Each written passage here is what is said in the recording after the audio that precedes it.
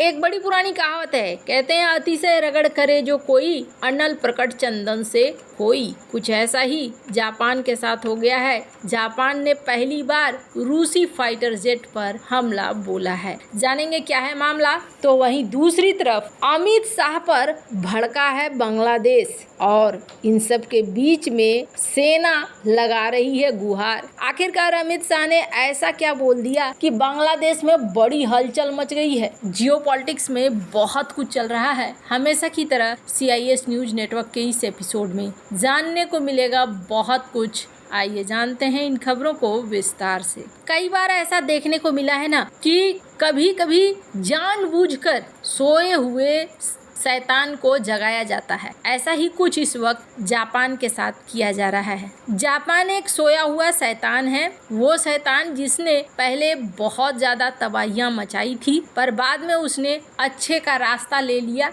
और अच्छे का रास्ता लेते हुए इन्होंने शांति का मार्ग पकड़ लिया। पर ऐसा लगता है जैसे शांति का मार्ग अब इनको बदलना पड़ेगा। और इसको बदलवाने में कौन बड़ी भूमिका निभा रहा है? इनको बदलवाने में रूस और चाइना दोनों ही भूमिका निभा रहे हैं। आजकल कई बार ये देखने को मिला है कि रूसी युद्धपोत, चाइना के युद्धपोत इनके इलाकों में आ रहे हैं। स्क्रीन पर एक आर्टिकल देख रहे हैं आप, जिसमें आप देख रहे हैं एक युद्धाभ्यास होता हुआ। ये युद्धाभ्यास हो रहा है जापान सागर में। इससे पहले ये देखने को मिला कि जापान सागर में इस युद्धपोत के युद्धाभ्यास के बाद और भी कई सारी घटनाएं हुई, जैसे कि जापान के स्ट्रेट में घुस जाना, जापानी जल क्षेत्र में घुसना। ये सारी चीजें हाल के सालों में देखने को मिला है। पर अब जापान धीरे धीरे अपने बजट को भी बना रहा है मजबूत और इसके अलावे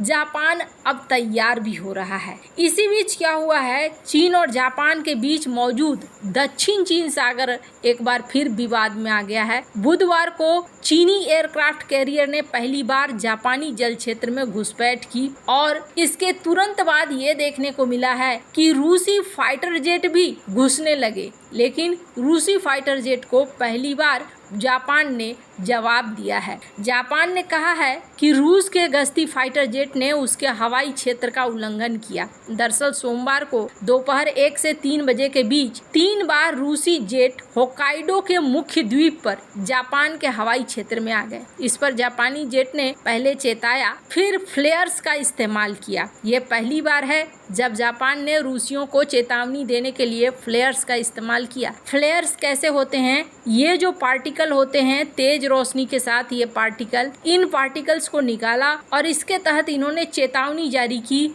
आज से पहले ऐसा कभी नहीं किया गया था। जापान के रक्षा मंत्रालय ने कहा कि रूसी IL-38 सैन्य गश्ती विमान ने सोमवार को उत्तरी द्वीप होक्काइडो के पास 3 बार जापान के क्षेत्र में प्रवेश करने की कोशिश की। पहले रेडियो संदेशों के माध्यम से चेतावनी दिया गया, लेकिन फिर जब नहीं माना गया रूस के खिलाफ, जापानी सरकार ने इस मामले को फ्लेयर्स के जरिए चेतावनी दी। आने वाले समय में टेंशन खत्म नहीं होने वाला है, टेंशन बढ़ने वाला है, ये तो निश्चित तौर पर दिख रहा है। जहां एक तरफ ये सब कुछ हो रहा है, वहीं दूसरी तरफ स्क्रीन पर एक ट्वीट देख सकते हैं। दरअसल कहा यह जा रहा है कि भारत को एक लंबा चौड़ा सुनना पड़ा है बांग्लादेश की दुख भरी कहानी। दरअसल मामला क्या है, मिनिस्ट्री ऑफ अफेयर्स ने यूनियन होम मिनिस्टर के एक बयान पर नाराजगी जताई और नाराजगी जताते हुए इन्होंने लंबा चौड़ा संदेशा लिखा। संदेशा लिखते हुए इन्होंने कहा कि जो इन्होंने कहा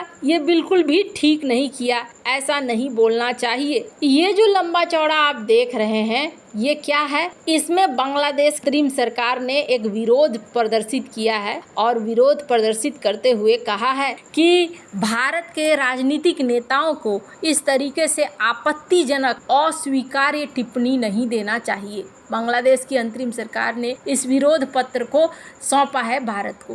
बांग्लादेश ने इस बात पर जोर दिया कि पड़ोसी देश के नागरिकों के खिलाफ जिम्मेदार पदों के लोगों को ऐसा बयान नहीं देना चाहिए, दोस्ती में दिक्कत होती है। अब मामला क्या है, गृह मंत्री ने झारखंड में झारखंड मुक्ति मोर्चा के नेतृत्व वाले गठबंधन सरकार पर अपनी वोट बैंक की राजनीति के लिए अवैध घुसपैठ को बढ़ावा देने का आरोप लगाया। उन्होंने चेतावनी दी थी कि अगर इसे रोका नहीं गया तो अगले 25 से 30 सालों में अप्रवासी बहुसंख्यक हो जाएंगे।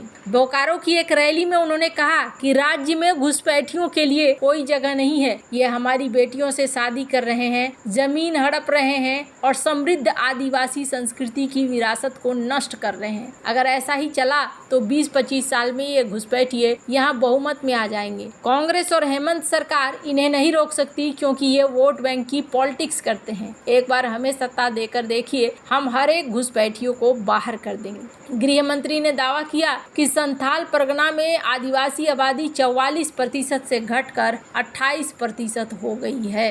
बांग्लादेश की सीमा कई भारतीय राज्यों से लगती है। ऐसे में बांग्लादेश की ओर से अवैध तरीके से घुसपैठियों का आना लंबे समय से राजनीतिक मुद्दा रहा है। इसकी संख्या को लेकर हमेशा से विवाद रहा है। कई बार तो यहाँ तक कहा जाता है कि बांग्लादेशी घुसपैठियों की संख्या 2 करोड़ है। 2016 में तत्कालीन गृह राज्य मंत्री किरेन रिजिजू ने कहा था, उपलब्ध जानकारी के मुताबिक भारत में बांग्लादेश के 2 करोड़ अवैध अप्रवासी है। अब यहाँ बांग्लादेश नाराजगी जता रहा है कि आप ऐसा मत बोलो, ऐसा क्यों बोल रहे हो, ये बोलना गलत है। लेकिन एक उदाहरण देखिए, बांग्लादेश में इस वक्त क्या हो रहा है। स्क्रीन पर एक आर्टिकल देख रहे हैं। कहा जा रहा है कि हिंदुओं को दुर्गा पूजा का पंडाल लगाने से पहले कहा जा रहा है कि या तो 5 लाख दो, नहीं तो तुमको सेलिब्रेट करने की कोई ज़रूरत नहीं है दुर्गा पूजा। अब दुर्गा पूजा अक्टूबर महीने में मनाया जाएगा और यहाँ पिछली बार 33,000 मंडप लगे थे। अब बांग्लादेश में इस बार कहा जा रहा है कि मंडपों की संख्या भी ज़्यादा होगी। और बांग्लादेश की सरकार इससे पहले हिंदुओं को क्या कहती है कि आप अजान से 5 मिनट पहले बंद कर देना, आप अजान के समय कुछ भी नहीं करना, वगैरह वगैरह। अब इसके बाद ये स्थिति आ गई है। हालांकि बांग्लादेश में ये कहा जा रहा है कि हाई अलर्ट पर लोग हैं दुर्गा पूजा के लिए, पर यूनुस सरकार अब साइड लाइन होती हुई भी दिख रही है।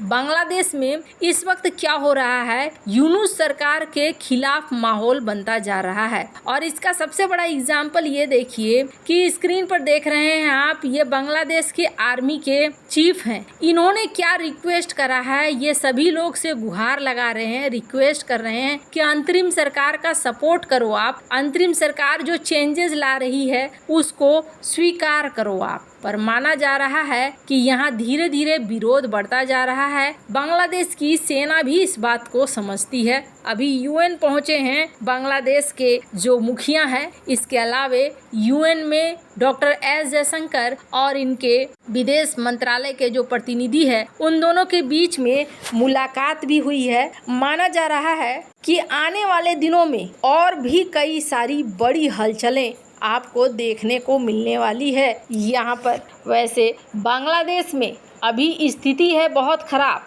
पर इन खराब परिस्थितियों के बीच भी बांग्लादेश भारत से लगातार पंगे ले रहा है। इन सब मामले में आपकी क्या राय है, कमेंट कर जरूर बताएं। जल्द मिलते हैं अगले वीडियो में नई खबर के साथ।